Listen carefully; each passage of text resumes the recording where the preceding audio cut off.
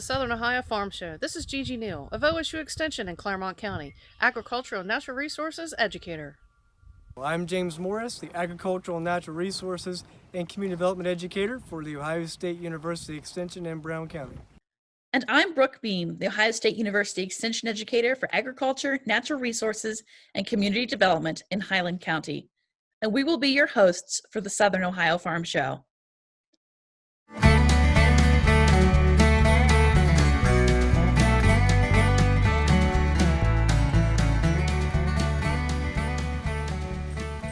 Hi, I'm Tammy Jones, Family Consumer Science Educator with OSU Extension in Pike County. And I'm Lisa Barlage, the Family Consumer Science Educator in Ross County.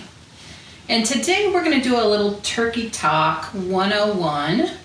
And a lot of people this time of year will put on our Facebook page for our office, or they'll call in. They say, how do you safely prepare bird? This is my first year to cook a turkey, whether it's for Christmas or whether it's for Thanksgiving. And so we thought we'd give a few tips to the people in our area about how to plan ahead. So when we plan ahead, we'll be more successful. And we definitely want to plan our menu ahead of the holiday. This year you may be socially distant, things may be different than in the past. You might be preparing all of the food for a couple people, or maybe you're sharing it with the other people in your house. You're going to prep something, they're going to prep something. Plan your meal ahead of time. Shopping early will ease the tension. Absolutely. I know I was in the store one day early last week. There were a lot of turkeys. I was in the store today. There were only a couple. So planning ahead, maybe checking temperatures, looking at our checking locations, checking the ads to know what's available. And then one of the most important things, do you want a fresh or a frozen bird? Good question. It's a personal preference. It is. There's no right or wrong.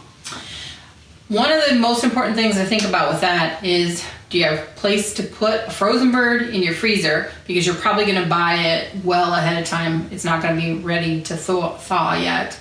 Or do you have room for it in your refrigerator? One or the other. And then what size bird do you need to buy? How do you know? Just pick one that you think looks like about the amount you need? Yeah, the one that's on sale. Yeah. One of the things to think about is if you're just going to pretty much eat the bird that day, then a whole bird, a pound a person is a good estimate. If you want to make sure you have leftovers, and probably a lot of us do want to eat a few turkey meals, or maybe place some things in the freezer for a little bit later, then you want 1.5 pounds is a better gauge. Or maybe planning a couple extra pounds onto what you would need. If it is a boneless breast, it's only 0.5 pound. Why is that? Why is it less? All that bone adds weight on. So if it's just a boneless breast, and those are great to use for a really small, maybe it's just a couple, or someone that really doesn't want any leftovers. That breast is an ideal thing. And some of the supplies that we need. Oh, this is key. Yeah, Having it those is. supplies ready ahead of time so It that you're is. not panicking or rushing around trying to find something. Mm-hmm. So we've got a turkey. This is a fresh turkey that I picked up today. We've got it on a pan. A pan is important for thawing. We'll talk about that a little later. We're going to need a roasting pan. This is a disposable roasting pan. These are great because you can just throw it away when you're done. Or recycle it if you have aluminum recycling. Yes. Or you can use a roaster. And a roaster is great because if you only have one oven and you have to do all the food, you may run out of space. So a roaster is a really great thing to use. Because that turkey can take up, depending on the size of it, several hours of your oven, and often you can only use one rack when you have a large bird, so you may not be able to do any of your other dishes during that time. That's right. So a roaster is, if you don't own one, borrowing one would be a good idea. Both Tammy and I agree that a turkey bag makes things really easy. This is a personal preference kind of a thing, but we think it makes the turkey prep real easy. So we were going to recommend that you get that. You're going to check the sizes of those bags. I've seen before where certain varieties, it needs to be a turkey bag, turkey size. Sometimes they'll say for large birds or small birds. Because you don't want your bird just to fit in there. You want there to be room for air and breathing as the temperature rises in there and the juices begin flowing. So you want a bag that's larger than the bird. Most of these bags will recommend just a dusting of flour. About a tablespoon is going to go in the bag, so you need that flour. Then you can either do fresh herbs or you can do dried herbs. I picked some up at the store. A lot of people have fresh in a garden or in pots in their kitchen. I've got some bay leaves, and then this one's actually a blend. It has parsley, rosemary, and thyme in it. And so those work great for your bird. Do they go in the bird? You can either, I usually stuff those in the cavity. That's just the way that my family did it. Some people will blend those herbs, not the bay leaf, but the thyme, and they'll blend that with the butter and kind of rub that on the top. So that's a preference sort of a thing. We do need either oil or some butter to coat the top if you want that golden coating on the top. Just a little salt and pepper, and salt, we're going to recommend that you do not overdo, because a lot of other things are going to have salt in it. And salt and pepper can always be added later for personal preference, but you can't take it away once it's in there, so you don't want to do too much. And then I like to stuff a little bit of veggies in that cavity, because we've already said we're not going to recommend that you do Like a bread stuffing. Yes. So I would do some celery, some fresh carrots, cut an onion into, and just kind of shove that. It's going to be a loose shove, not fill the whole cavity, just shove a few pieces in, and that just gives some extra flavor. And if you want to use those drippings for soup or broth, then it's going to have a nice flavor. And we definitely need a thermometer. We've got just a traditional thermometer, or another idea would be a digital thermometer. All right, so Lisa's kind of told you what you need to do to get ready. So one additional step is, especially if you are purchasing or have a frozen turkey that you're going to be using, a frozen turkey can be frozen indefinitely, and it is safe to do that. So if you purchase it and you're unable to use it for some reason at this time, it can remain in the freezer. It doesn't have the shelf life that a fresh turkey would have. You want to thaw your turkey properly, and this is definitely a food safety perspective that you want to think about when you're thawing that turkey. A package of meat or poultry left out on the counter for more than 2 hours definitely can bring in a presence of bacteria, and is not going to be at a safe temperature. So you want to be sure that your meat or your turkey in this case is properly refrigerated and stored at the temperature so that it's safe. So there are 3 ways to safely thaw your turkey. 1 is a refrigerator method. 2 is a cold water method. And finally, if you are in a pinch, and sometimes people run into needing to do this, is the microwave method. So immediately after purchasing your turkey at the grocery store, you want to take it home, and you're going to want to get it into the freezer to keep it frozen until you need it. Whether you might buy it a month ahead of time, you might buy it a couple weeks ahead of time. But if you're purchasing a frozen bird, you don't want to buy it necessarily the day before. You want to make sure that you're buying it in time. But I want to stress that turkeys should not be left on the back porch, in the trunk of the car, on the counter, in the basement, or the sink, where the temperatures can't be properly monitored. And that is from a food safety perspective, that you definitely don't want to thaw it that way. So properly thawing it, I would recommend using the refrigerator method. You will need approximately 24 hours per 4 to 5 pounds to get it thawed in the refrigerator properly. So you want to be sure when you're taking that frozen bird out of the freezer, you want to be sure you put it in a container that's deep enough so that any juices that leak out of it are staying within the container, whether it be a bowl or a roasting pan like Lisa showed you before. You can use those also to thaw them in the refrigerator. So Tammy, what if I bought that 20-pound bird? When do you think I need to put that in my refrigerator from the freezer to get it thawed? So a 20-pound bird could potentially take you up to 5 to 6 days to thaw in the refrigerator. So if you are cooking that, say you're cooking it on Thanksgiving morning, the morning that you need it, which would be a Thursday, you would most likely want to hit that in the refrigerator to thaw the previous Friday, no later than Saturday, in order for that to thaw safely in the refrigerator. I do want to remind you that once you've thawed it in the refrigerator, you can keep it for 1 to 2 more days in the refrigerator once it's thawed before you cook it. So allowing that extra day or 2 in there for it to thaw, because often it might thaw on the outside but might still be frozen on the inside. So you want to be sure it's completely thawed out. And foods that often are thawed in the refrigerator can be refrozen. So maybe something happens the last day and you're unable to use that bird. It has been thawed in the refrigerator. You can put it back in the refrigerator and use it at a later time. So this, say you have about a 10-pound turkey, say you're cooking for 8 people and you want to have a little bit extra. That's going to take you a couple days in the refrigerator to thaw out properly. And obviously, the larger the bird, the longer it's going to take. You want to keep in mind to keep that turkey in its original wrapper when you're thawing it in the refrigerator, and keep that pan underneath it for any juices that might leak out.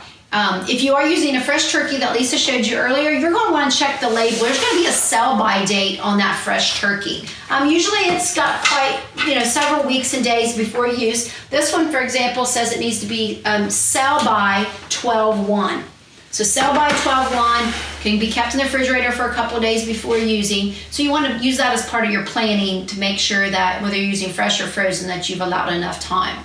Another method is the cold water thawing method. Now with this method, you need to be right there and be attentive, because the water needs changed every 30 minutes.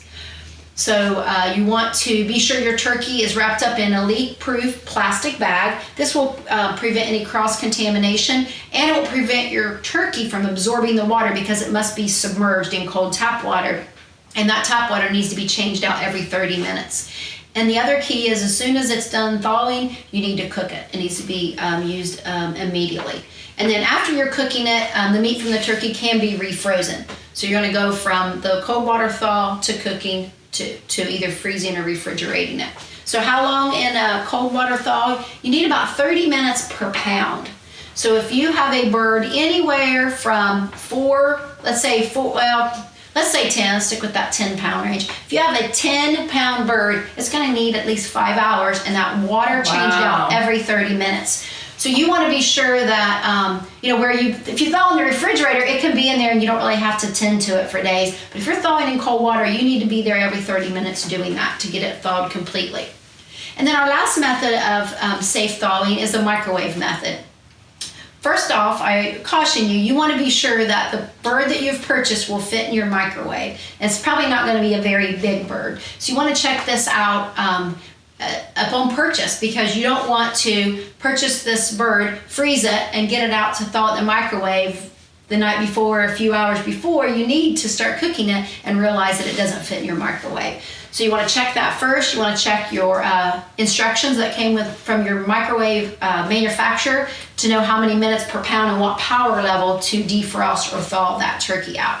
And then you want to plan to cook it immediately afterwards, because as you know, microwave cooking isn't always the most even, and certain parts of that bird might start to cook during the defrosting thawing process in the microwave. I want to remind you that when you do use the microwave to thaw, be sure you remove all of the outer wrapping. There's often metal on the ends of the packaging on that turkey, so you want to be sure to remove all of that. You want to be sure it's in a microwave safe dish to catch all the juices as it's thawing out. And then you don't want to refreeze this turkey. Once it's been thawed using the microwave, it needs to be cooked.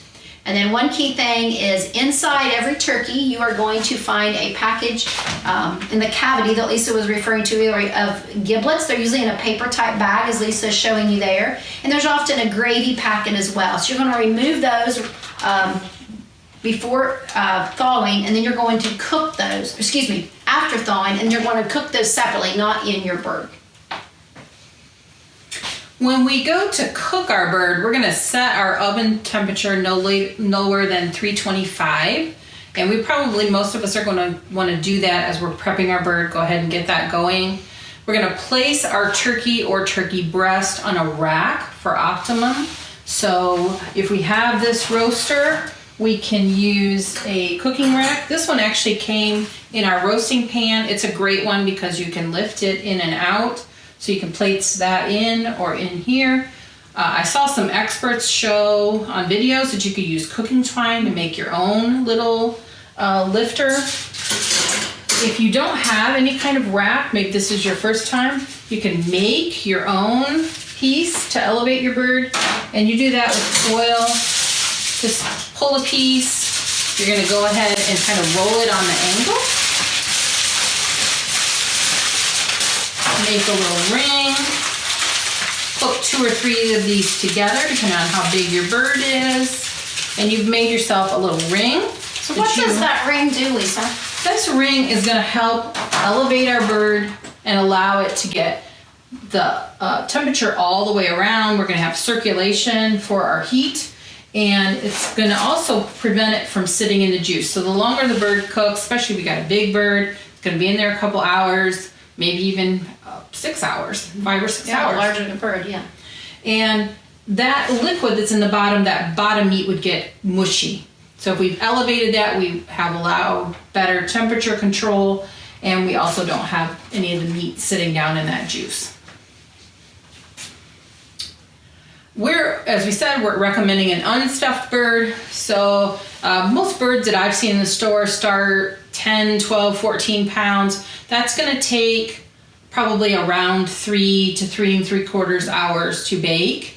And a bigger bird, those 20-pound birds, are gonna cook 4.5 hours or more. Some really large birds, 5 hours or even more than that. So we wanna allow that time. The whole turkey is cooked when the internal temperature reaches 165 with your thermometer. So you're gonna use that thermometer to check it. You're gonna check it in the thickest part of the bird. That's gonna be that breast. It's really good to check the thigh, maybe even a wing as well. So multiple places, not just in one. Okay. Yeah. Sometimes one part of your bird, depending on your oven, is gonna get done. You just check that, and it doesn't allow anything. Have you seen those pop-ups on some turkeys, Tammy? Yeah, I know I have a friend who did a turkey for the very first time and called me up saying, what is this red thing on my turkey, before they put it in the oven. So yes. So some turkeys will actually have a little pop-up that's an indicator that usually means the bird is done, but we're still gonna say, go ahead and check that thermometer, because that pop-up is only in one area on the bird. And so maybe that area got completely cooked and you've got a spot that maybe it was still a little frozen when you put it in. And so it is not reached the 165 yet. And for best quality, when we pull our bird out, and we've actually got one in the oven, we're gonna go ahead and pull that out, and we are going to allow that to set for 20 minutes before we carve. And that is gonna allow any cooking to finish up. We've got our temperatures gone, and safety reasons, right, Tammy? Absolutely. So we've done everything to this point. The bird is ready to go. We're gonna let it sit before we carve it. So once your dinner is over, the chances are there may be leftovers. So just some tips on how to safely kind of store those leftovers, whether you're storing them for you or you're sending them home with others, or giving them to other people. One of the great things about the leftovers, they can be refrigerated for up to 3 to 4 days. So your leftover turkey, stuffing, gravies, things like that can be in the refrigerator. So one of the parts of planning and prepping is making sure you already have containers that you know can be used for this. So already having containers ready that I know that I could use, that have a seal on them, that could be placed in the refrigerator and then eaten for several days or used out of. But I also want to maybe freeze some of those leftovers. So maybe using a freezer safe storage container that seals, or you can also use the freezer bags that you can purchase. And the nice thing about the freezer bags is, you know, I can have a package of those and it probably has 20 some in it. So I know that I'm going to have more than enough if I want to divide my turkey into several bags for either several different people or several different meals. That you can always label right on them. They can be put in the freezer. And the great thing about these leftovers in the freezer can be in there for 2 to 6 months. And they still will have the good quality that they had. So you want to make sure that you have containers ready. Sometimes you have containers that you might put an entire meal in with the turkey plus sides. This obviously is not a freezer one. This is one that could be refrigerated, but you could have another meal ready for an additional day for maybe you or another family member. So being sure that you have those ahead of time, that they're ready to go. I want to caution you on having that bird sitting out and remembering the 2 hours of time that meat needs to be refrigerated or stored once it's been prepared, that it's not sitting out, because then it becomes in the danger zone, which is where foodborne illness or food poisoning can happen. So if you have a lot of turkey left, cutting it into smaller pieces, getting it into those containers and either refrigerating or freezing them as soon as possible after the meal is over. But putting them in those smaller pieces in those smaller containers kind of help get that temperature down to properly store it. And then one thing about leftovers is you want to remember to reheat them to temperature. And so when you say what's temperature, that's getting out that food thermometer again and knowing that when I reheat them, that 165, that same temperature, the internal temperature we used earlier, that our turkey is back up to that temperature to safely use it for a future meal or for others. So in conclusion, we want to make sure we've planned. We want to thaw properly or refrigerate properly if we bought that fresh bird. We want to use our cooking temperature charts to cook to temperature. We definitely want to use our thermometer. And then we want to store and reheat it safely.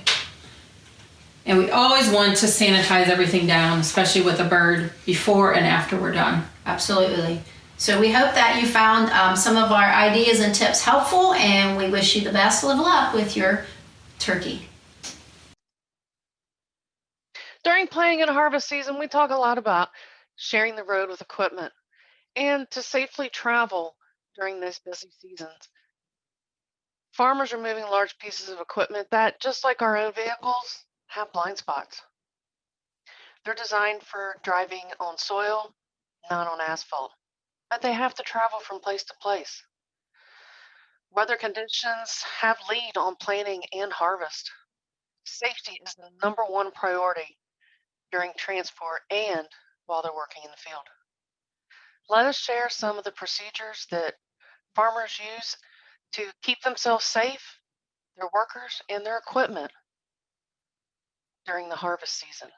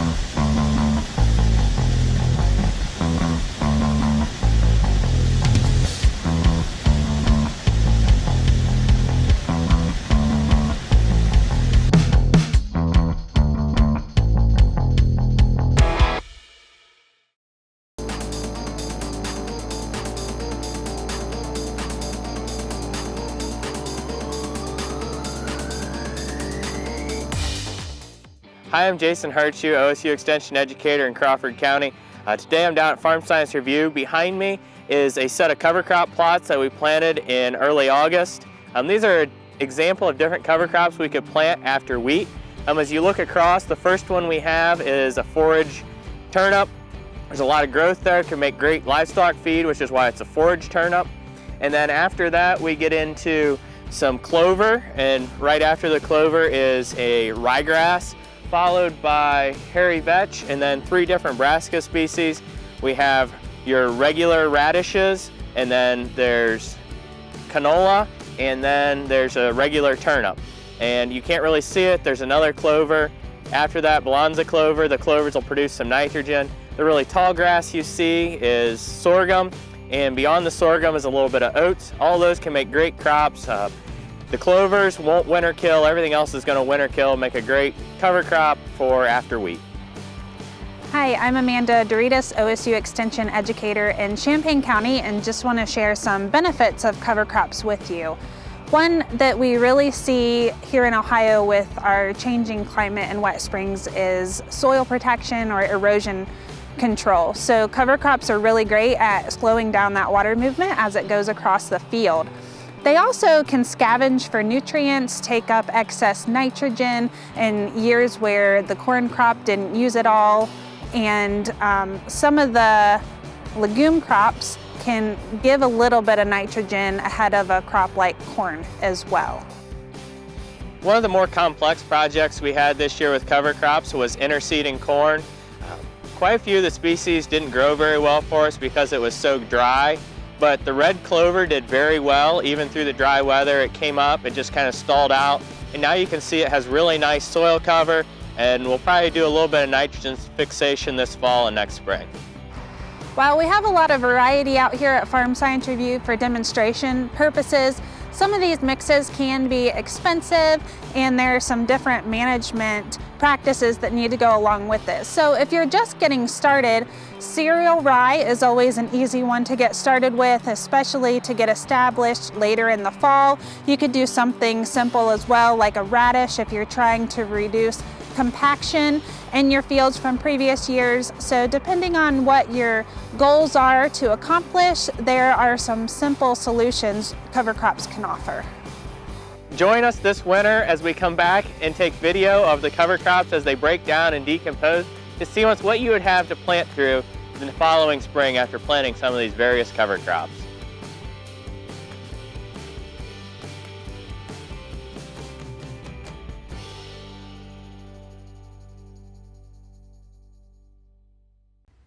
This year, the Southern Ohio Farm Show will be holding a holiday lighting contest. All members of the community are encouraged to participate. The Extension staff will record the illuminated displays on the evenings of December 8th, 9th, and 10th. The collective displays will be combined into a community highlight video, which will air on December 23rd. To enter your display, go to go.osu.edu/SOFS Holiday Lights by December 7th to register your address. To complete the entry form, you will need to include your name, your address, county location of your display, acknowledge that you will have your illuminated display turned on for the evenings of December 8th, 9th, and 10th, and also you need to be creative and use this opportunity to spread some holiday cheer. For more information about the Southern Ohio Farm Show or other Ohio State University Extension programming, contact your local Extension office. And we are hoping to share a special episode of the Southern Ohio Farm Show with local nursing homes and extended care facilities. So help spread some community cheer and make someone's smile bright this holiday season.